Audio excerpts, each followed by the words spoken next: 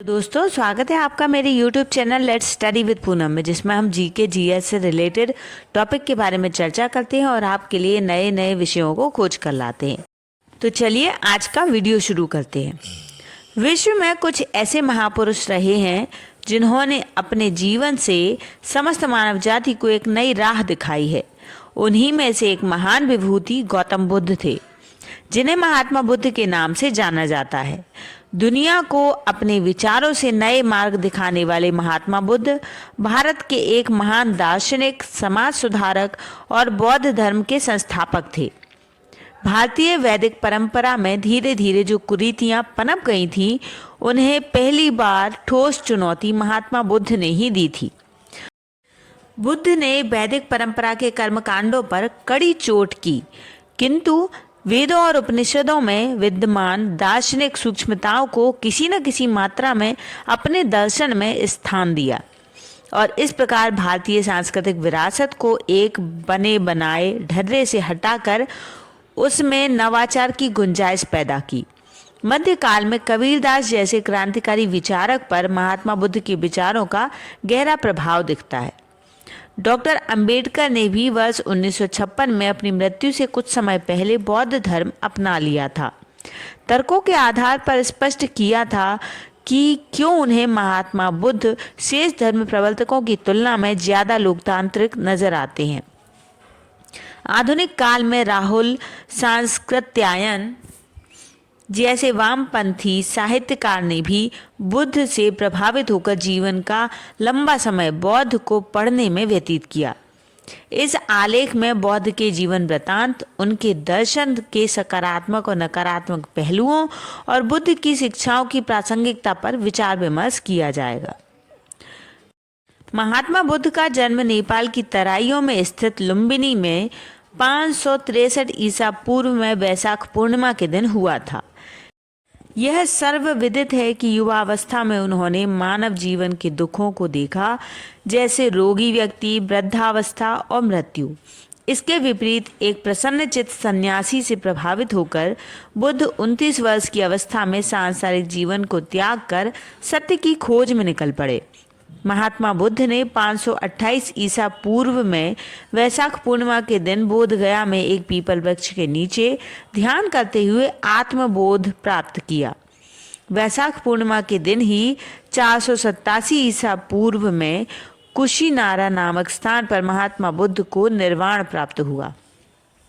उनकी मृत्यु के पश्चात उनके शिष्यों ने राजगृह में एक परिषद का आह्वान किया। यहाँ बौद्ध धर्म की मुख्य शिक्षाओं को संहिताबद्ध किया गया।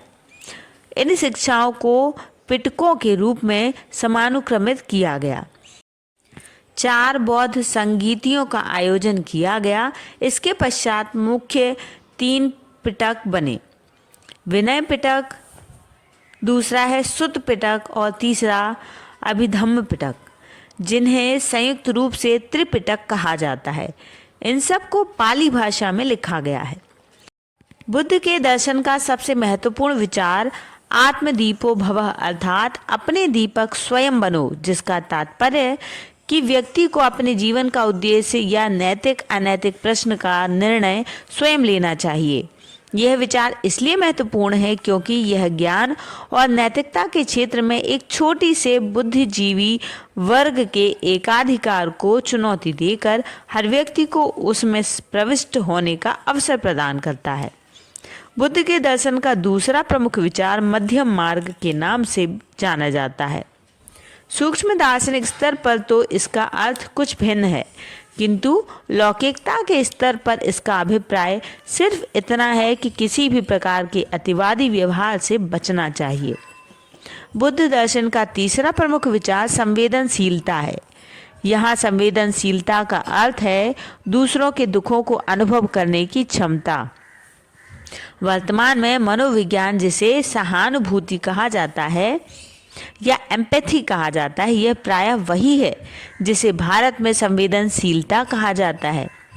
बौद्ध दर्शन का चौथा प्रमुख विचार यह है कि वे परलोकवाद की बजाय इहलोकवाद पर अधिक बल देते हैं।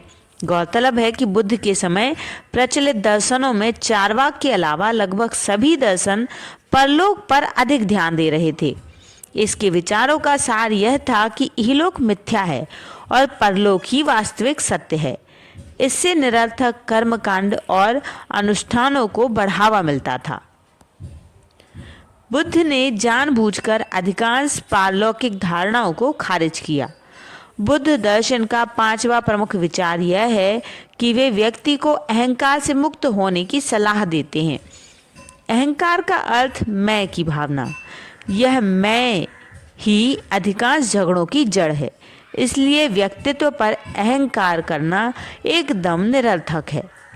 बुद्ध दर्शन का 6वां प्रमुख विचार हृदय परिवर्तन के विश्वास से संबंधित है। बुद्ध को इस बात पर अत्यधिक विश्वास था कि हर व्यक्ति के भीतर अच्छा बनने की संभावनाएं होती हैं। जरूरी यह है कि उस पर विश्वास किया जाए और उसे समुचित परिस्थितियां प्रदान की जाएं। बुद्ध का सबसे कमजोर विचार उनका यह विश्वास है कि संपूर्ण जीवन दुखमय है। उन्होंने जो 4 आर्य सत्य बताए हैं उसमें से पहला सर्वम दुखम है, अर्थात सब कुछ दुखमय है। इस बिंदु पर बुद्ध एक तरफा झुके हुए नजर आते हैं, जबकि जीवन को न तो सिर्फ दुखमय कहा जा सकता है न ही सिर्फ सुखमय।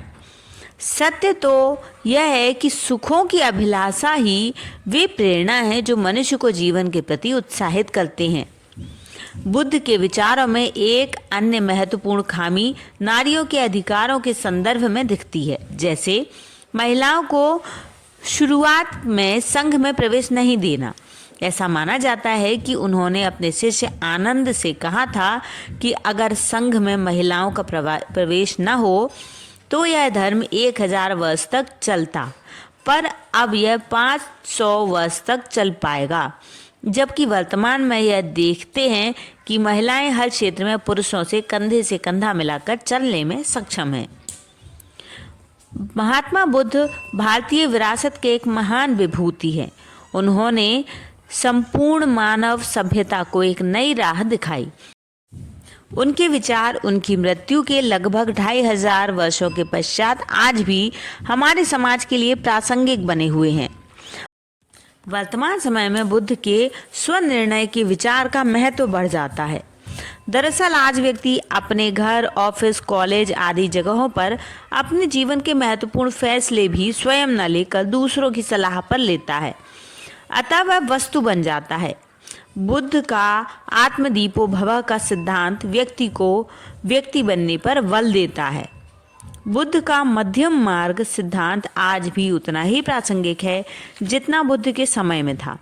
उनके इन विचारों की पुष्टि इस कथन से होती है कि वीणा के तार को उतना ही खींचना चाहिए कि वह टूट न जाए, या फिर उतना भी उसे ढीला नहीं छोड़ा जाए कि उससे ध्वनि न निकले।